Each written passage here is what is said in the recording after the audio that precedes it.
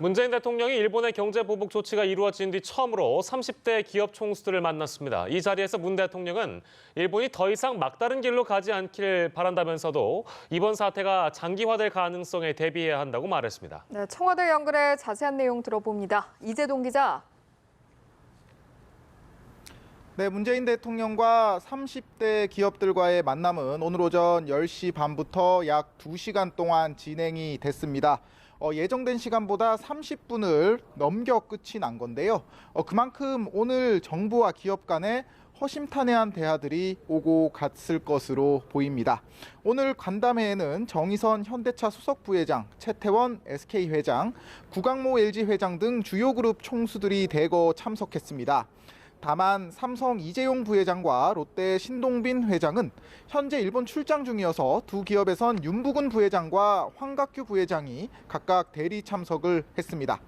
간담회에서 문 대통령은 먼저 우리 정부는 일본의 부당한 수출 제한 조치의 철회와 대응책 마련에 비상한 각오로 임하고 있다고 말했습니다.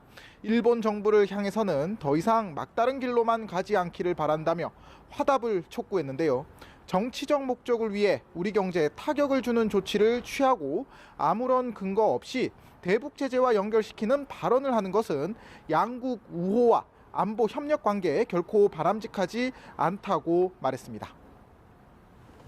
일본의 수출 규제 사태가 장기화될 가능성에 대비하겠다는 대통령의 발언도 있었죠? 네, 그렇습니다. 문 대통령은 정부가 외교적 해결 노력을 하고는 있지만 이번 사태가 장기화될 가능성도 배제할 수 없다고 내다봤습니다. 매우 유감스러운 상황이지만 모든 가능성에 대비하지 않으면 안 된다. 이렇게 말을 했는데요.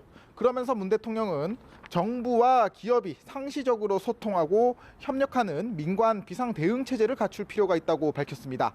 주요 그룹 최고 경영자와 경제의 컨트롤 타워인 경제부총리, 청와대 정책실장이 상시 소통 체제를 구축해서 협력해 나가자는 건데요. 문 대통령은 우리 기업의 피해가 최소화되도록 수입처 다변화와 국내 생산의 확대 등을 정부가 적극 지원하고 인허가 등 행정 절차도 최소화하겠다고 말했습니다. 네, 오늘 간담회에서 기업인들은 어떤 이야기를 했습니까?